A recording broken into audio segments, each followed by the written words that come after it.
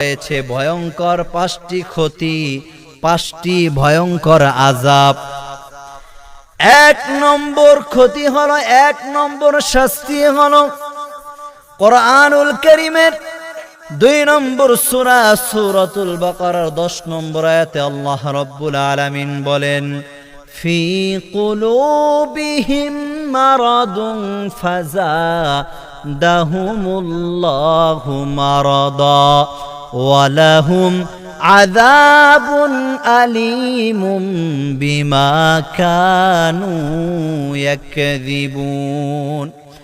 আল্লাহ বললেন তাদের অন্তরে রয়েছে ব্যাধি, আর আমি সে রোগ ব্যাধি বৃদ্ধি করে দেই। তাদের জন্য রয়েছে যন্ত্রণাদায়ক শাস্তি। এর কারণ হলো তারা মিথ্যা বলে। সুতরাং যারা মিথ্যা বলে, অস্বীকার করে, আল্লাহর আয়াতকে অস্বীকার করে, যারা মিথ্যা বলে তাদের জন্য রয়েছে ভয়ঙ্কর শাস্তি, যন্ত্রণাদায়ক শাস্তি। 2 নম্বর শাস্তি হলো, আল্লাহর নবীজি বলেছেন, ইন্নাল কিযবা ইউহলিক, মিথ্যা হলো ধ্বংস। আল কিযবু উম্মুল মাসি, মিথ্যা হলো সকল গুনাহের মা, সকল গুনাহের মূল।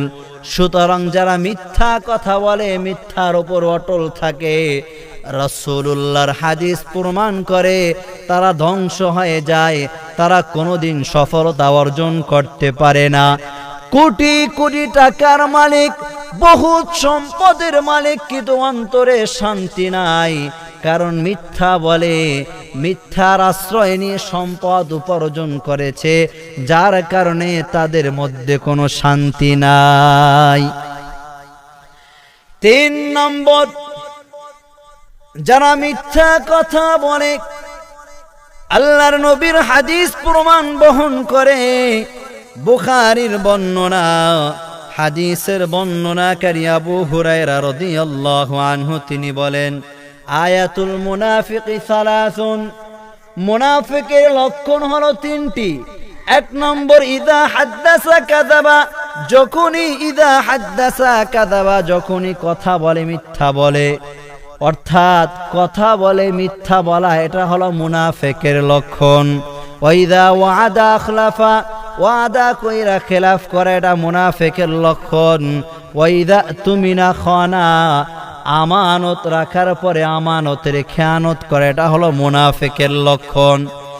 3টি হলো মুনাফিকের লক্ষণ। তার মধ্য থেকে একটি হলো যখন কথা বলে মিথ্যা বলে। আল্লাহর রাসূলের হাদিস প্রমাণ বহন করে, যারা মিথ্যা কথা বলে, এই মিথ্যা কথা হলো মুনাফিকের লক্ষণ। ঠিক কিনা? 4 নম্বর শাস্তি, 4 নম্বর ক্ষতি হলো যারা মিথ্যা কথা বলে। বুখারীর বর্ণনা, হাদিসের বর্ণনাকারী আব্দুল্লাহ ইবনে মাসউদ রাদিয়াল্লাহু আনহু তিনি বলেন, আল্লাহর নবীজি বলেছেন, ইন্নাল কিযবা ইয়াহদি ইলাল ফুজুর ওয়া ইন্নাল ফুজুরা ইয়াহদি ইলাল জান্নাহ। মিথ্যা মানুষদেরকে অকল্যাণ গুনাহের দিকে পথ প্রদর্শন করে, আর গুনাহ মানুষদেরকে জাহান্নামের দিকে পথ দেখায়, জাহান্নামের দিকে নিয়ে যায়। সুতরাং যারা মিথ্যা বলবে, মিথ্যা কোনোদিন তাদেরকে কল্যাণের দিকে নিতে পারে না, এদেরকে গুনাহের দিকে নিয়ে যাবে, আর গুনাহ এদেরকে আল্লাহর জাহান্নাম পর্যন্ত নিয়ে যাবে। বলেন নাউজুবিল্লাহ। যারা মিথ্যা কথা বলবে, রাসূলুল্লাহর হাদিস প্রমাণ করে তাদের জন্য 5 নম্বর যে ক্ষতি, 5 নম্বর যে শাস্তি রয়েছে, এটাও বুখারীর বর্ণনা, হাদিসের বর্ণনাকারী আব্দুল্লাহ ইবনে মাসউদ। আল্লাহর নবীজি বলেন, যারা মিথ্যা বলবে, ওয়া ইন্নার রাজুলা লা ইয়াকযিবু হাত্তা ইউকতাবা ইনদাল্লাহি কাযযাবান, যারা মিথ্যা বলবে সদা সর্বদা মিথ্যাকে আঁকড়ে ধরবে, এক পর্যায়ে ওই ব্যক্তির নাম আল্লাহ তাআলার আদালতে কাযযাব হয়ে যায়।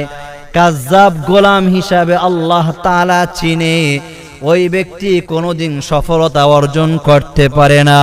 সুতরাং আজকে থেকে ওয়াদা করতে হবে, কোনোদিন মিথ্যা বলবো না, মিথ্যা ছেড়ে দিব।